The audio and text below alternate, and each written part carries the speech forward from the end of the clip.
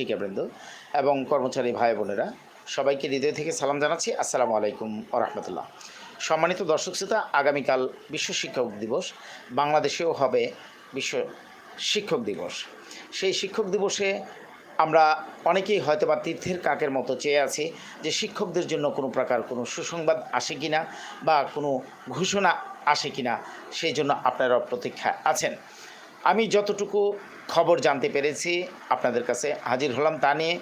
আগামীকাল বিএনপিপন্থী একটা শিক্ষক সংগঠন শিক্ষক কর্মচারী ঐক্য জোটের ব্যানারে সেলিম ভূঁইয়া স্যার এবং জাকির স্যারের নেতৃত্বে ঢাকা ইঞ্জিনিয়ারিং ইনস্টিটিউটে একটা সমাবেশের ডাক দিয়েছে। সেখানে জনাব ফখরুল ইসলাম আলমগীর স্যার উপস্থিত থাকবেন। সেখান থেকে তারা ক্ষমতায় গেলে শিক্ষকদের চাকরি জাতীয়করণ করবেন, এই ঘোষণা আসবে। এবার আসি অন্তর্বর্তীকালীন সরকারের কাছ থেকে কোনো প্রকার কোনো ঘোষণা আসবে কি না। সম্মানিত দর্শক শ্রোতা, আমি যতদূর জানি যে এখন পর্যন্ত অন্তর্বর্তীকালীন সরকারের কাছ থেকে 5ই অক্টোবরের বিষয়ে কোনো প্রকার ঘোষণা আসছে এই ধরনের তথ্য আমার জানা নেই। তারপরও আমরা আশাবাদী, যেহেতু আমরা অনেক বছর যাবৎ আমরা প্রাপ্তি খরায় ভুগছি। আমরা চাই যে অন্তর্বর্তীকালীন সরকার অন্ততপক্ষে আমাদের বৈষম্যগুলো দূরীকরণ করে একটা জাতীয়করণের রূপরেখা যেন তৈরি করে, সে প্রত্যাশা তো আমরা আছি। ইতিমধ্যে আপনারা জানেন, শুধু আমরা নই, আরও অনেকগুলো সংগঠন মাননীয় শিক্ষা উপদেষ্টার সাথে সাক্ষাৎ করেছেন এবং আমাদের এই অর্থনৈতিক বৈষম্যের কথাগুলো অন্তর্বর্তীকালীন সরকারও ভালো করে জানেন। তাহলে আমরা তো আশা করতেই পারি যে 5ই অক্টোবর যেহেতু শিক্ষক দিবস, শিক্ষকদের উদ্দেশ্যে মাননীয় শিক্ষা উপদেষ্টা এবং মাননীয় প্রধান উপদেষ্টা নিশ্চয়ই কিছু না কিছু বলবেন। সেই বলার মধ্যে যেন অন্তত পক্ষে শিক্ষকদের কোনো প্রকার প্রাপ্তি সংযোগ থাকে, সেই প্রত্যাশা তো আমরা করতেই পারি। তবে এখন পর্যন্ত যতটুকু জানতে পেরেছি, শিক্ষকদের জন্য কোনো প্রকার কোনো সুসংবাদ নাই। সম্মানিত দর্শক শ্রোতা, আপনারা অনেকেই বলছেন যে স্যার বদলির বিষয়ে আপডেট বলবেন, ইএফটির বিষয়ে আপডেট বলবেন। আসলে এই সকল বিষয়গুলো এমন খবর যে আপনাদেরকে আপডেট কি জানাবো। বিগত 3 দিন যাবৎ বারবার ক্যামেরার সামনে আসতে চাই, কিন্তু আসি না। কী কারণে আসি না? বদলির ব্যাপারে মাননীয় শিক্ষা উপদেষ্টা যথেষ্ট পজিটিভ, কিন্তু সচিবালয়ের সচিবদের পরামর্শ হলো ভিন্ন রকম। তারা এক একজন এক এক ধরনের কথা বলছে। তারপরেও মাননীয় শিক্ষা উপদেষ্টার নির্দেশনা দিয়েছেন সকলের জন্য উপকার হয় এমন একটা রূপরেখা তৈরি করে বদলি চালু করার জন্য নির্দেশনা ইতিমধ্যে মাননীয় শিক্ষা উপদেষ্টা দিয়েছেন। সম্মানিত দর্শক শ্রোতা, আরেকটা বিষয়, আমরা যে অর্থ কষ্টে আছি, স্বাধীনতার 53 বছর পরে এসেও আমাদেরকে থুক বরাদ্দ বাড়ি ভাড়া 1000 টাকা এবং উৎসব ভাতা শিখিয়ে দেওয়া হয়, এই বিষয়টা মাননীয় শিক্ষা উপদেষ্টা জানেন। তাছাড়া আরও জানেন যে পঞ্চম গণবিজ্ঞপ্তিতে প্রায় 22,600 শিক্ষককে সুপারিশ করা হয়েছে। আবারও বলছি যে পঞ্চম গণবিজ্ঞপ্তিতে বাংলাদেশের বিভিন্ন জায়গায় 22,600 শিক্ষককে সুপারিশ করা হয়েছে, কিন্তু যোগদান করেছে মাত্র 14,000-এরও কম শিক্ষক। কেন, কী কারণে তারা যোগদান করেন নাই, মাননীয় শিক্ষা উপদেষ্টা খুব ভালো করেই জানেন যে এই স্বল্প বেতন দিয়ে শিক্ষকরা চলতে পারছে না এবং তাদের বদলি নাই বলে তারা যোগদান করছে না। এই জন্য মাননীয় শিক্ষা উপদেষ্টা কীভাবে শিক্ষকতা পেশাটাকে আকর্ষণীয় করা যায়, শিক্ষকদের সুযোগ সুবিধা বৃদ্ধি করা যায়, এই জন্য উনি বাড়ি ভাড়া, উৎসব ভাতা এবং বদলির ব্যাপারে উনি কাজ করার জন্য নির্দেশনা দিয়েছেন। আমরা যদি এমনটা হতো যে মাননীয় শিক্ষা উপদেষ্টা কালকে সাংবাদিকদেরকে ডেকে বলছেন যে আমি শিক্ষকদের বাড়ি ভাড়া সরকারিদের ন্যায় করলাম, শতভাগ উৎসব ভাতার ঘোষণা দিলাম, সরকারিদের ন্যায় চিকিৎসা ভাতা দিলাম এবং জাতীয়করণের জন্য আমরা কাজ করছি, আমরা জাতীয়করণের রূপরেখা তৈরি করে যাব বা জাতীয়করণের ঘোষণা দিলাম, এমনটা যদি হতো আমরা কতই না খুশি হতাম। কারণ আমরা আর্থিক এবং সামাজিক নিরাপত্তাহীনতায় চলছি আজকে প্রায় স্বাধীনতার 53 বছর যাবৎ। সরকার এটা ভালো করেই জানেন, তাই আমরা সরকারের কাছে এমনটা তো চাইতেই পারি।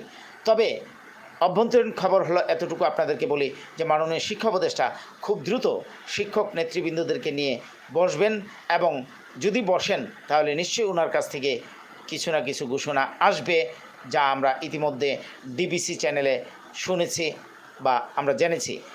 তারপরও আমরা এতটুকু বলতে চাই যে আমরা যে বর্তমানে আর চলতে পারছি না এটা মাননীয় শিক্ষা উপদেষ্টা ভালো করে জানেন, বা শিক্ষকরা বিভিন্ন জায়গায় তারা যোগদানও করছে না এই স্বল্প বেতনের কারণে। তড়িৎ গতিতে বেতন বৃদ্ধি করা দরকার, এটা মাননীয় শিক্ষা উপদেষ্টা খুব দ্রুত উপলব্ধি করতে পারছেন। তাই আমরা চাইব যেন মাননীয় শিক্ষা উপদেষ্টা আমাদেরকে খুব দ্রুত একটা ঘোষণা দেন।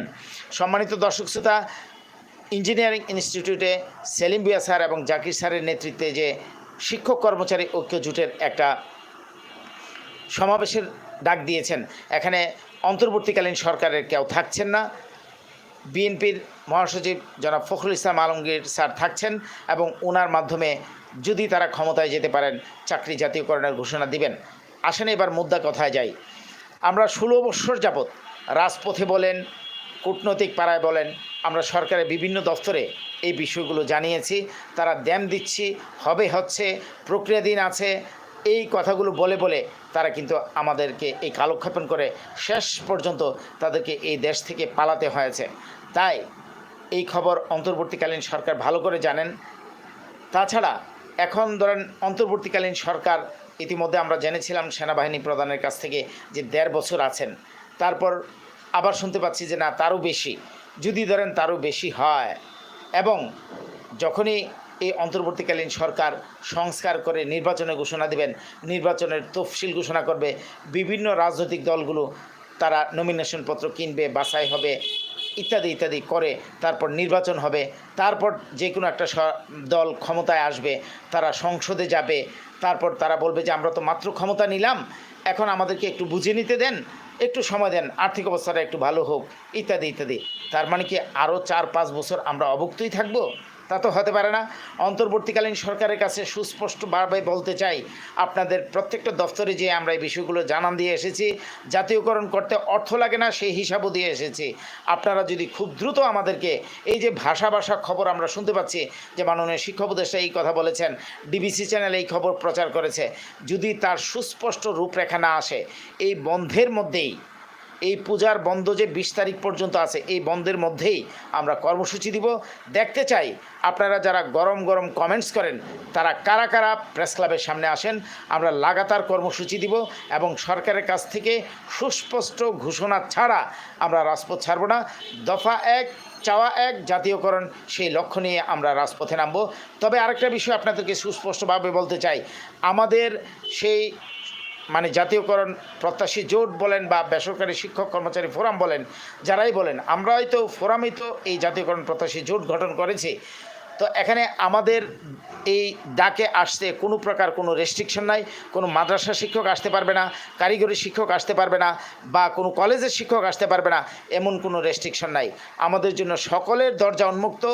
সকল শিক্ষক কর্মচারী আসার জন্য উদাত্ত আহ্বান থাকবে। ডেট ফিক্সড করে আপনাদেরকে জানান দিব।